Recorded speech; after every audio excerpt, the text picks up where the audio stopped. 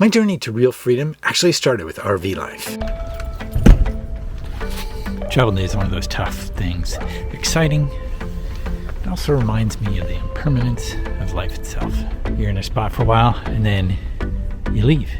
Some have gotten the cheat codes, gotten in behind the game, the cultural constructs, and modified how we collectively play so that they control what happens next. The lifestyle actually allowed me to view everything from a different perspective, and in that, get epiphanies I wouldn't have otherwise. Yet there's been one recent realization that has allowed me to see a much clearer path to freedom. To understand any of this, though, first we have to look at the trap. The problem with our supercomputer of our mind is most of us, we did not choose our operating system.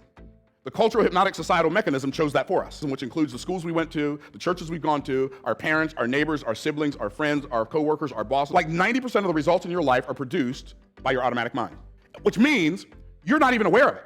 It's running below the surface. It's happening automatically. When we hear some truth that's unfamiliar to us, the first thing we do is we resist it because, well, that can't be true, because that doesn't go along with my paradigm. People will never behave consistently in a way that's inconsistent with their programming. We've been programmed from the very start to stay at a certain level. And it's worked remarkably well because even if we try to get out of that, at a subconscious level, we stay the same. A lot of the losing in life doesn't come from the exterior system. It comes from the self-sabotage. It comes from the poor decisions that are nurtured from the time we're born. From ages 0 to 7, your brain is in theta state. What is theta state? Theta state is the time, basically dream state. When you go to bed, you're in theta state. That is reprogramming mode. Subconscious reprogramming at its deepest form. Where are you from 0 to 7? Nickelodeon, preschool, elementary. Yeah.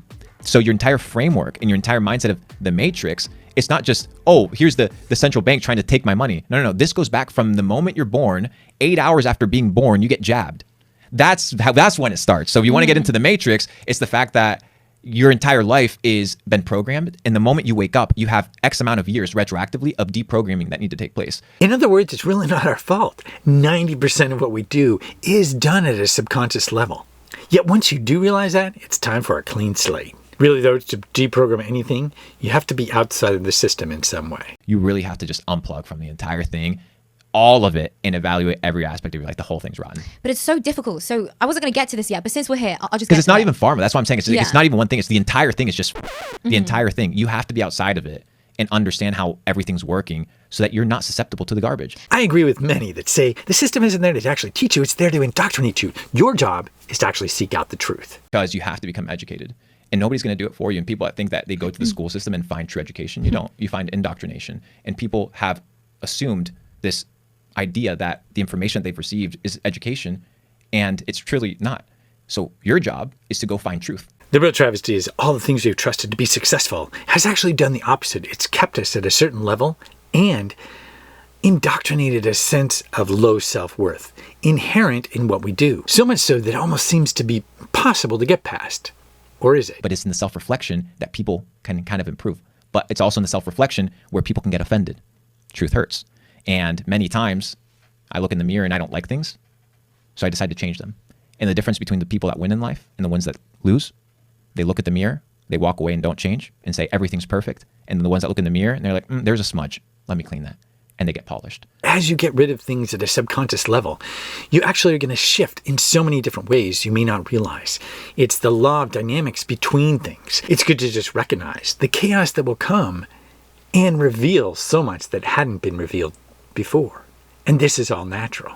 Every time we end up seeking something, we end up exposing something else that we are running away from. Or anytime you make a particular choice, you're choosing to expend your energy differently, meaning that some other aspect of your life gradually begins to shift, leading to changes culminating in total transformation of your reality. One of the real challenges then of 2024 could be not to just get in shape, but to really just try to decouple from all the social media, all the indoctrination that continues to go on. It didn't just end when you stopped to get an education. It's been programmed in the movies that we watch and the media that we consume, everything that we consume.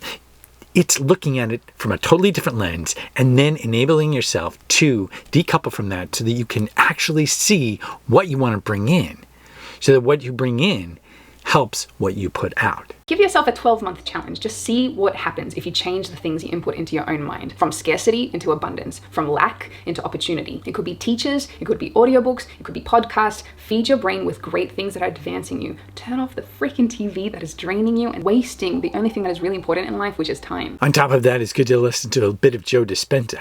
Is if you combine that clear intention with that elevated emotion, you're basically remembering your future, and it looks no different than remembering your past. Think neurologically within the circuits of that memory and feel within the emotions of that new belief and watch your life begin to change, because nothing changes in our life that we change in. When we change our energy, we change our life. And then pay attention to the language that you use each and every day, each and every moment, to reframe things in a whole new way, in a whole new perspective. The key to manifestation can be synthesized and boiled down to potentially one sentence by who I believe to be probably the greatest to ever walk the earth, which was Jesus.